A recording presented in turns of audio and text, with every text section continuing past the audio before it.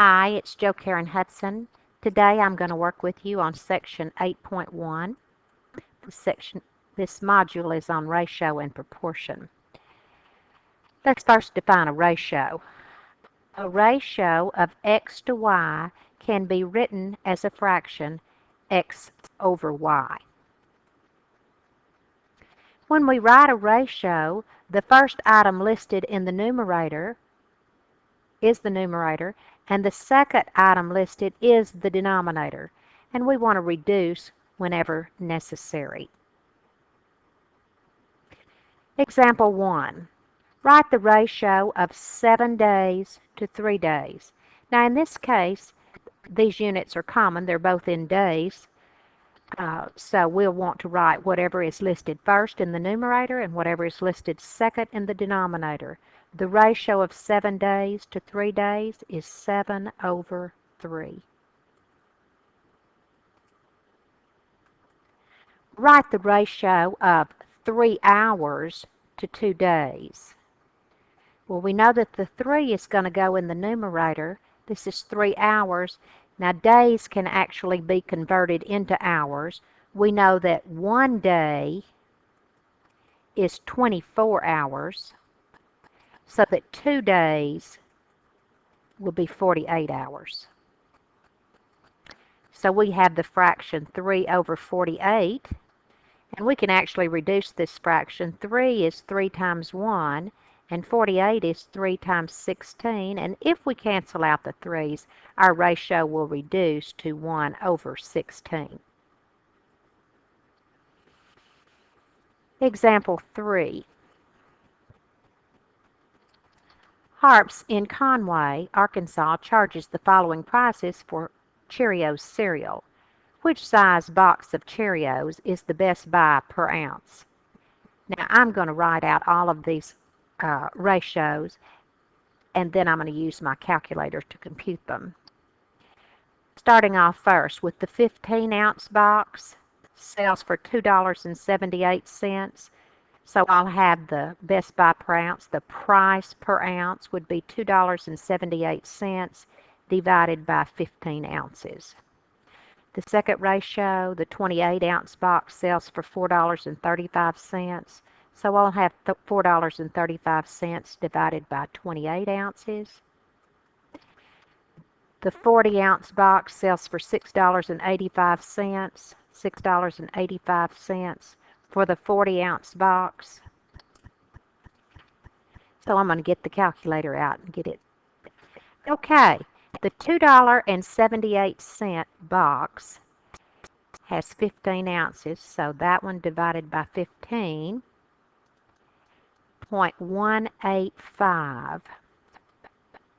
0.185. Now, it's money, so I'm going to round it off to 2 decimal places. This would give us 19 cents. The 28-ounce box sells for $4.35 divided by the 28 ounces.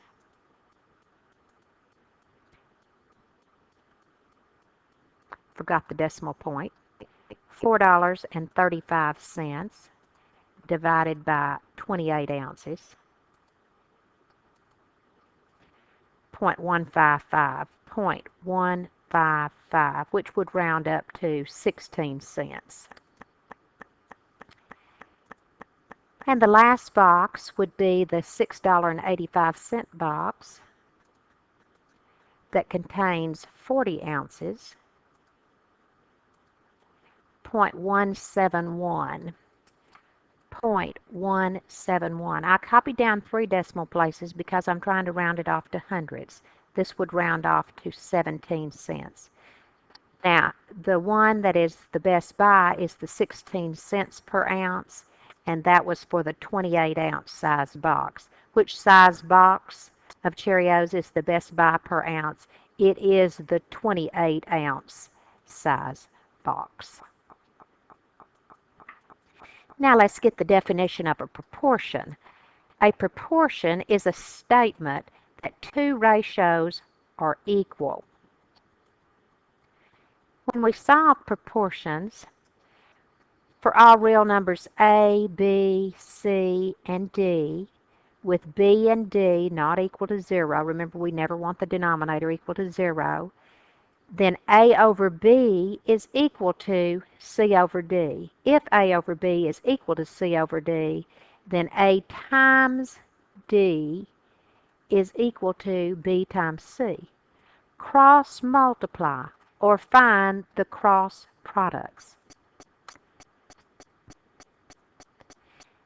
Let's try an example here. We have 6 over 11. Example 1, 6 over 11 is equal to x over 55. 6 over 11 is equal to x over 55 when we cross multiply, and it doesn't matter which one we do first. On this one, we'll have 11x is equal to 55 times 6, or 11x is equal to 55 times 6, which is 330. Now, I don't need the calculator to divide by 11. X is equal to 30.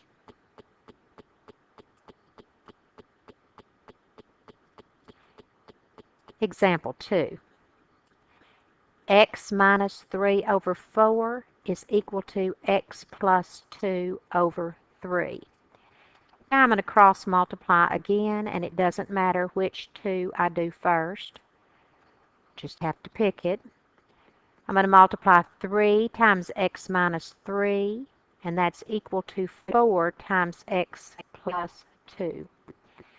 And then I'm going to distribute on the left and on the right.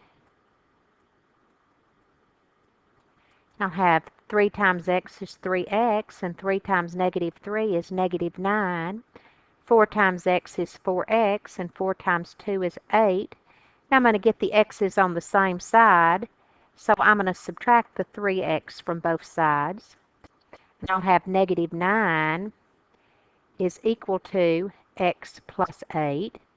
And if I subtract the 8 off both sides, I will have negative 17 is equal to x. All right, let's try some story problems now. Example 3. Corey earns $144 for 8 hours of work. How much will he earn if he works 14 hours? Now this is an excellent problem for proportion. There are 6 different ways you can set up a proportion, but we just need to find one that works and go with it. And the one I usually do is just set up the first ratio in the exact order that it occurs in the problem. We have $144. He earns $144 for 8 hours of work. So in my second fraction, I want to make sure that I put the money on the top and the hours on the bottom.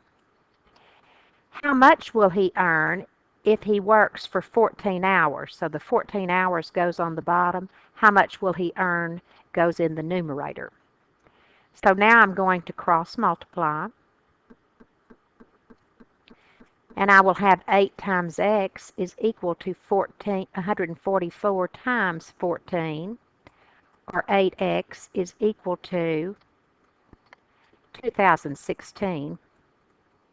And if I divide both sides by 8, I will be able to find the answer. X is equal to, so now I have the 2016 divided by 8, which gives me 252. 252, now that is in dollars. $252 is what Corey earns for 14 hours of work. All right, let's go on to the last example on this. How many inches are equivalent to 20 centimeters? How many inches are equivalent to 20 centimeters? And I am given the fact that 2.54 centimeters and 1 inch are equal to the same thing. So if I want to know how many inches are equivalent to 20 centimeters, I want to make sure, since here I wrote centimeters on the numerator, and inches in the denominator, I want to make sure over here, when I'm taking care of the 20 centimeters, I write the 20 centimeters in the numerator and the inches in the denominator, and I'm asking how many inches are in 20 centimeters, so this will be the x. So now I'm going to cross multiply. 2.54x is equal to 20.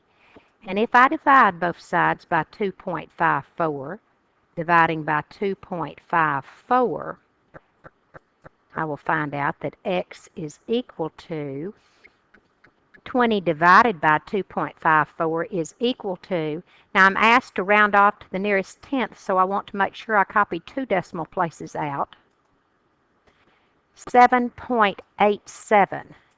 7.87.